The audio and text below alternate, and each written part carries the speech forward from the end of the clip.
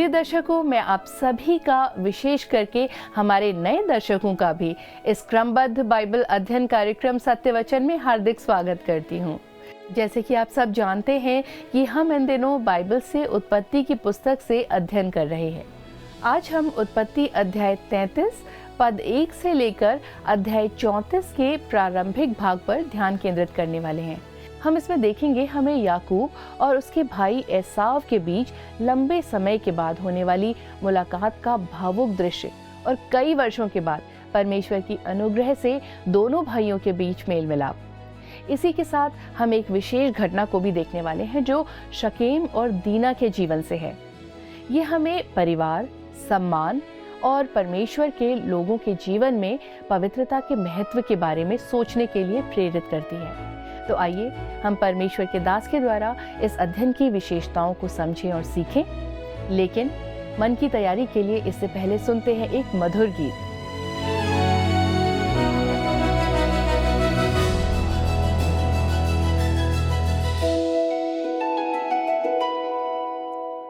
प्रिय मित्रों, नमस्कार और एक बार फिर से आप सबका स्वागत है।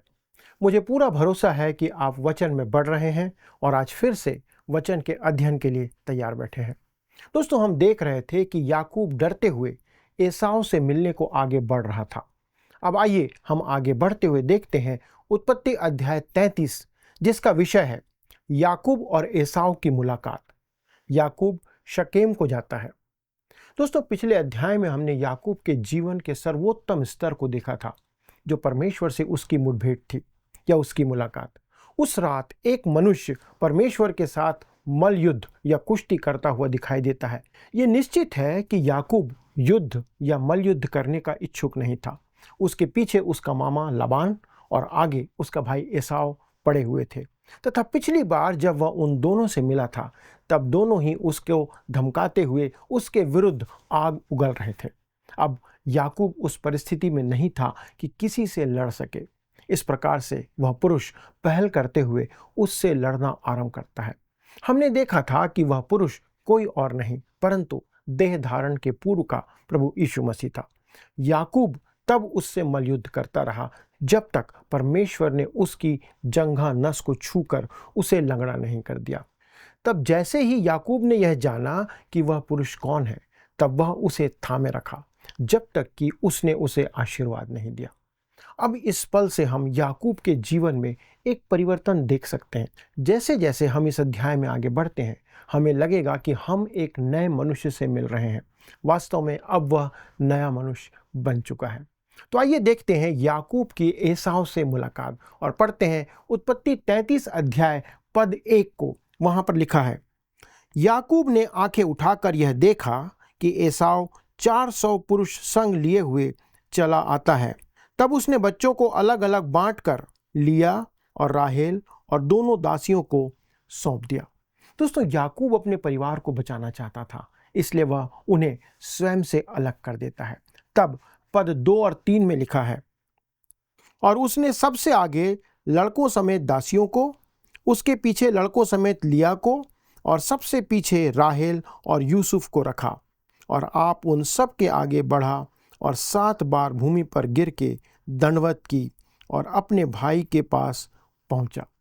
याकूब और एसाव के मिलन का चित्रण यहाँ पर बहुत सुंदर है।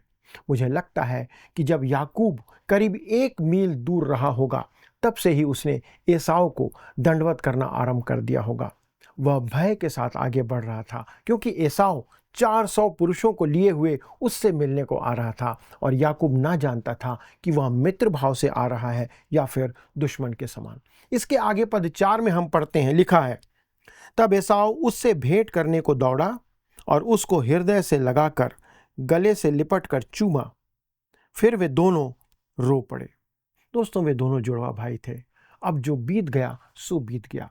ऐसा प्रतीत होता है कि परमेश्वर ने एसाव के हृदय को भी स्पर्श किया था क्योंकि उसने याकूब से बदला लेकर उसे मार डालने की शपथ खाया था। तब हम आगे बढ़ते हैं और पद 5 से 7 में पढ़ते हैं, लिखा है, तब उसने आंखें उठाकर स्त्रियों और बच्चों को देखा और पूछा, ये जो तेरे साथ हैं वे कौन हैं? उसने कहा, ये तेरे दास के लड़के हैं जिन्हें परमेश्वर ने अनुग्रह करके मुझको दिया है। तब लड़कों समेत दासियों ने निकट आकर दंडवत किया। फिर लड़कों समेत लिया निकट आई और उन्होंने भी दंडवत किया। अंत में यूसुफ और राहेल ने भी निकट आकर दंडवत किया। दोस्तों, यहाँ पर आप देखते हैं कि याकूब अपने परिवार से एसाव का परिचय कराता है। तब पद 8 में लिखा हुआ है, तब उसने पूछा, तेरा यह बड़ा दल जो मुझको मिला उसका क्या प्रयोजन है? उसने कहा, यह कि मेरे प्रभु की अनुग्रह की दृष्टि मुझ पर हो। दोस्तों, ऐसा लगता है कि याकूब सोच रहा था कि एसाव से भेंट करने की उसकी योजना काम कर गई है, परंतु ऐसा आवश्यक नहीं था। आप आगे एसाव के शब्दों को सुने, वो क्या कहता है। पद 9 को हम पढ़ते हैं। एसाव ने कहा, हे मेरे भाई, मेरे पास तो बहुत है, जो कुछ तेरा है वह तेरा ही रहे। मित्रों, एसाव याकूब से कह रहा था कि मुझे तुझसे अब कुछ नहीं चाहिए, मेरे पास बहुत कुछ है। तब पद 10 और 11 में क्या लिखा है। याकूब ने कहा, नहीं नहीं, यदि तेरा अनुग्रह मुझ पर हो तो मेरी भेंट ग्रहण कर, क्योंकि मैंने तेरा दर्शन पाकर मानो परमेश्वर का दर्शन पाया है और तू मुझसे प्रसन्न हुआ है। इसलिए यह भेंट जो तुझे भेजी गई है ग्रहण कर, क्योंकि परमेश्वर ने मुझ पर अनुग्रह किया है और मेरे पास बहुत है। जब उसने उसे बहुत आग्रह किया तब उसने भेंट को ग्रहण किया। दोस्तों, वास्तव में यह बहुत हास्यप्रद चित्र लगता है। अब तक दोनों एक दूसरे से कुछ पाने के लिए लगे हुए थे। खास तौर पर याकूब के लिए तो यह सत्य था, परंतु अब हम याकूब को एक नई भूमिका में देख सकते हैं। यहाँ वह अपने भाई पर भेंट स्वीकार करने के लिए जोर दे रहा था, पर एसाव कहता है, तुझे मुझे कुछ देने की आवश्यकता नहीं है, मेरे पास पर्याप्त है। परंतु याकूब उसे भेंट लेने को दबाव बनाता है।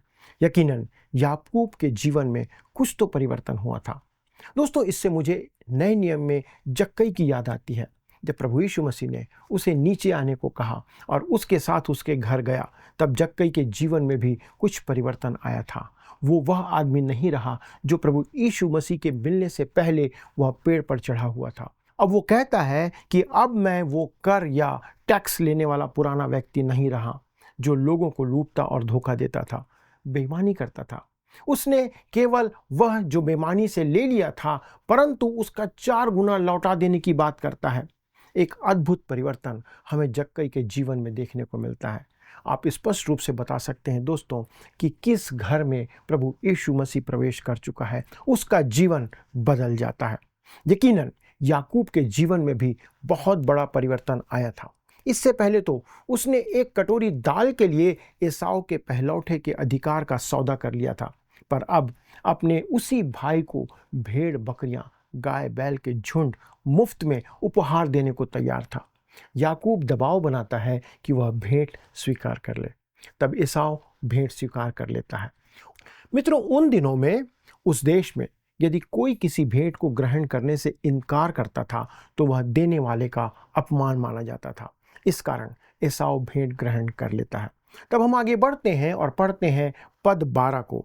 लिखा है, फिर एसाव ने कहा, आ हम बढ़ चलें और मैं तेरे आगे आगे चलूंगा।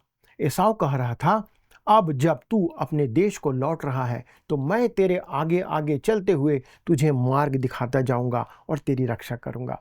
पद 13 में देखिए क्या कहता है। याकूब ने कहा, हे मेरे प्रभु, तू जानता ही है कि मेरे साथ सुकुमार लड़के और दूध देने हारी भेड़ बकरियां और गायें हैं।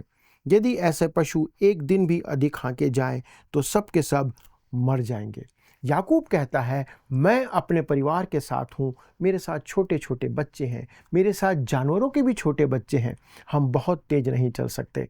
तुम अपने 400 सैनिकों के साथ तेज जाना चाहो तो हमसे आगे बढ़ चलो। तब पद 14 में लिखा है, इसलिए मेरा प्रभु अपने दास के आगे बढ़ जाए और मैं इन पशुओं की गति के अनुसार जो मेरे आगे हैं और बच्चों की गति के अनुसार धीरे धीरे चलकर सेईर में अपने प्रभु के पास पहुंचूंगा। याकूब क्या कह रहा है, मैं तेरी रफ्तार से आगे नहीं बढ़ सकता। एसाव, तू आगे चले जा, मुझे धीरे धीरे ही चलना होगा, तू मुझसे आगे चले जा। तब पद 15 और 16 में क्या लिखा है। एसाव ने कहा, तो अपने साथियों में से मैं कई एक तेरे साथ छोड़ जाऊंगा उसने कहा, यह क्यों? इतना ही बहुत है कि मेरे प्रभु के अनुग्रह की दृष्टि मुझ पर बनी रहे। तब एसाव ने उसी दिन सेईर जाने को अपना मार्ग लिया। दोस्तों, आप देखते हैं कि एसाव कनान के दक्षिण प्रांत में सेईर में रहता था, जो उस समय तक एदोम की भूमि कहलाती थी। उसके पिता की मृत्यु के उपरांत वह सेईर पर्वत पर रहने को चला गया, जिसे परमेश्वर ने व्यवस्था विवरण 2 अध्याय के पद 5 के अनुसार एसाव को निवास करने का स्थान दिया था। अब हम आते हैं अगले विषय पर, जहां पर हम देखते हैं याकूब शकेम को जाता है और पढ़ते हैं पद 17। लिखा है, परंतु याकूब वहां से निकलकर सुक्कोत को गया और वहां अपने लिए एक घर और पशुओं के लिए झोपड़े बनाए। इसी कारण उस स्थान का नाम सुक्कोत पड़ा। दोस्तों, आइए हम इस स्थान पर थोड़ा रुककर देखें कि वहां पर क्या होता है। याकूब में एक महान परिवर्तन देखने को मिलता है। आप देखते हैं कि याकूब की अपने भाई एसाव की भेंट देने की चालाकी बेकार हो जाती है। परमेश्वर ने ही लाबान के हृदय को तैयार किया था कि वह याकूब को हानि ना पहुंचाए, तथा परमेश्वर ने ही एसाव के मन को, उसके हृदय को तय किया था या तैयार किया था कि वह याकूब को ग्रहण करे, रिसीव करे। आप देख सकते हैं दोस्तों कि अब उसे दोनों के साथ शांति मिल जाती है। एसाव को याकूब की भेंट नहीं चाहिए थी, क्योंकि उसके पास बहुत संपत्ति थी, परंतु जब याकूब ने जोर दिया तब शिष्टाचार में वह भेंट ग्रहण कर लेता है। मित्रों, ये दोनों भाई अब मेल मिलाप के बाद व्यवहार में उदार और ईमानदार दिखाई देते हैं एक दूसरे के प्रति। उन पर शंका करने का हमारे पास अब कोई कारण नहीं रह जाता, क्योंकि दोस्तों एसाव अब समृद्ध हो गया था और वैसे भी पहले वह अपने पहलौठे के अधिकार को महत्व नहीं देता था। इसलिए अब अपने भाई से मेल मिलाप ना करने का उसके पास कोई कारण नहीं था। अब याकूब के जीवन में भी खुशियां आने लगी थी। लाबान अब संतुष्ट था और एसाव से उसका मेलजोल हो चुका था। ये परिवर्तन आपको देखने को मिलता है। दोस्तों, परमेश्वर ने सब कुछ उसके लिए संपादित कर दिया था, पूरा कर दिया था। यदि याकूब अपनी लालच और अपनी चालाकी में बना रहता तो यकीनन वह भयंकर रीति से घात कर दिया जाता। बहुत जल्द ही याकूब अपने जीवन में पीछे मुड़कर देखता है और वह जब ऐसा करेगा तब उसे उसके जीवन में परमेश्वर का कार्य दिखाई देगा और इस कारण वह परमेश्वर को महिमा देगा, उसकी स्तुति करेगा। फिर भी दोस्तों, जो बुराई उसने की थी, जो बुराई उसने बोया था, उसकी पूरी फसल उसे अभी काटना बाकी है, जो कि भविष्य की घटना है। उसके जीवन में मुसीबत अभी आने वाली है जो उसका इंतज़ार कर रही थी। एसाव सेईर को जाता है और अब हम कुछ समय के लिए उससे विदा ले लेते हैं। इसके बाद हम अध्याय 35 में उसके पिता इसहाक के दफन कार्य के समय उन दोनों को फिर एक साथ देखेंगे। आइए अब हम आगे बढ़ते हैं और पढ़ते हैं पद 18 और 19। लिखा है, याकूब जो पद्दनराम से आया था, उसने कनान देश के शकेम नगर के पास कुशल क्षेम से पहुंचकर नगर के सामने डेरे खड़े किए और भूमि के जिस खंड पर उसने अपना तंबू खड़ा किया उसको उसने शकेम के पिता हमोर के पुत्रों के हाथ से 100 कसीतों में मोल लिया। दोस्तों, याकूब की कभी कभी बुराई की जाती है क्योंकि वह सुक्कोत और शकेम में रुक गया और बेतेल को नहीं गया। वास्तव में हमें इस समय याकूब से बहुत ज़्यादा अपेक्षा या उम्मीद नहीं करनी चाहिए। वह अपाहिज हो चुका था और वह अभी अपने आध्यात्मिक पैरों से चलना सीख रहा था। तब अंतिम पद 20 में हम पढ़ते हैं, लिखा है, वहाँ उसने एक वेदी बनाकर उसका नाम एल एलोहे इस्राएल रखा। दोस्तों, अब याकूब अपने दादा अब्राहम के समान ही एक वेदी बनाता है। जैसा अब्राहम की आदत थी कि वह जहाँ कहीं भी गया उसने वहाँ वेदी बनाई। सबसे अच्छी बात यह है कि याकूब परमेश्वर के साथ अपने नए नाम को जोड़ता है। वह उसे एल एलोहे इस्राएल कहता है, अर्थात परमेश्वर इस्राएल का परमेश्वर है। दोस्तों, यह बात उस मनुष्य में जो अभी चलना सीख रहा है वास्तविक उन्नति और वृद्धि को प्रकट करता है। हम इसे इस प्रकार से भी कह सकते हैं, याकूब बेतेल के मार्ग पर अग्रसर है, परंतु वह अभी वहां पहुंचा नहीं है, उसके मार्ग में ही है, परंतु उसके पहले वह सुक्कोत को चला जाता है। मित्रों, इसके साथ ही अध्याय 33 यहाँ पर समाप्त होता है। मित्रों, आइए हम अपने अध्ययन को आगे बढ़ाते हैं और अध्याय 34 से प्रस्तावना को देखते हैं जिसका विषय है दीना का शकेम द्वारा भ्रष्ट किया जाना। शिमोन और लेवी हमोर के लोगों को मार डालते हैं। दोस्तों, स्पष्ट रीति से यदि देखा जाए तो याकूब ने शकेम में रुककर गलती किया, क्योंकि उसके परिवार में एक दुर्घटना घटने जा रही थी। लिया से उत्पन्न याकूब की बेटी दीना शकेम के द्वारा भ्रष्ट की जाती है, जो हित्वी हमोर का पुत्र था। तब शिमोन और लेवी दीना के जो सगे भाई थे हमोर के लोगों को नाश कर उसका बदला लेते हैं। इस घटना को किसी भी रीति से दोस्तों सही नहीं ठहराया जा सकता, और इसके कारण से याकूब के घराने पर एक काला धब्बा लग जाता है। यह प्रकट करता है कि याकूब ने हारान के देश में अपने मामा को तो छोड़ आया था, परंतु वे उसके स्वभाव को अब तक नहीं छोड़ पाए थे। वे उसी प्रकार का चाल चलन चल रहे थे।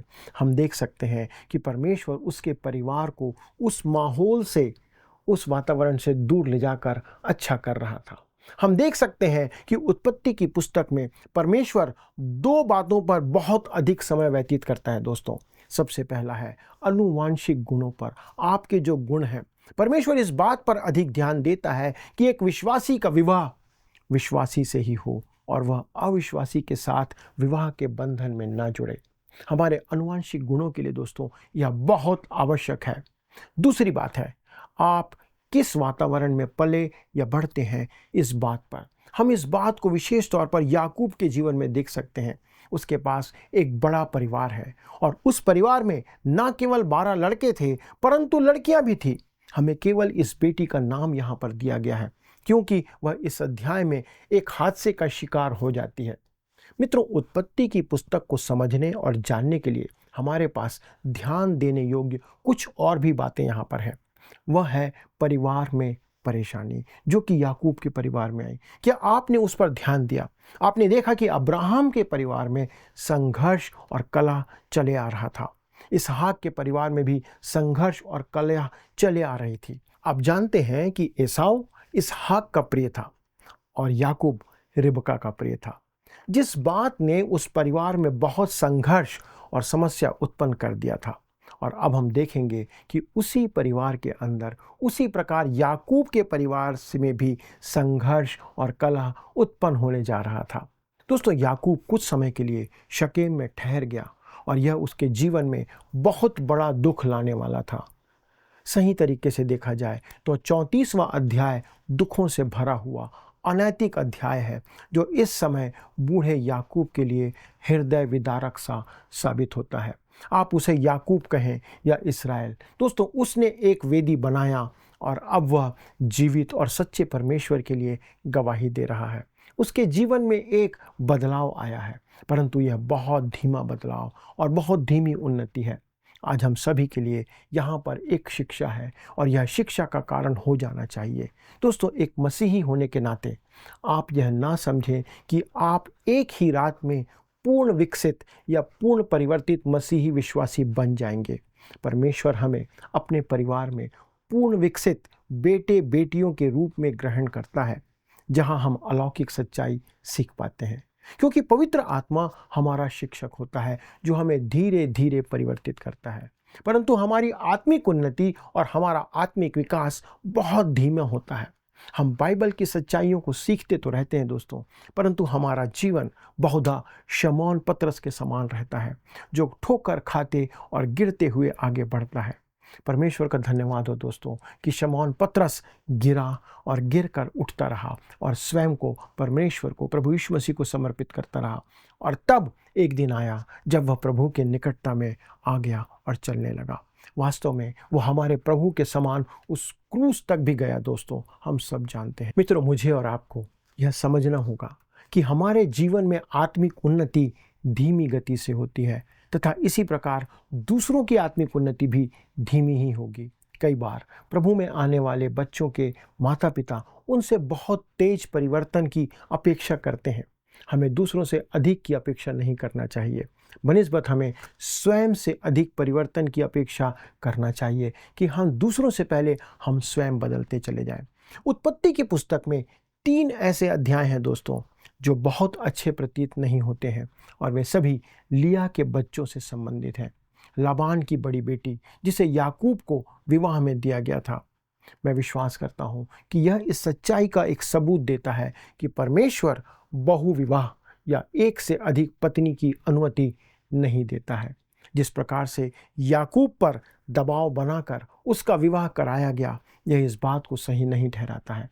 याकूब इसे कबूल करके आगे बढ़ गया। इस अध्याय में हम पाते हैं दोस्तों कि लिया की संतानें पाप में भी लिप्त पाई जाती है।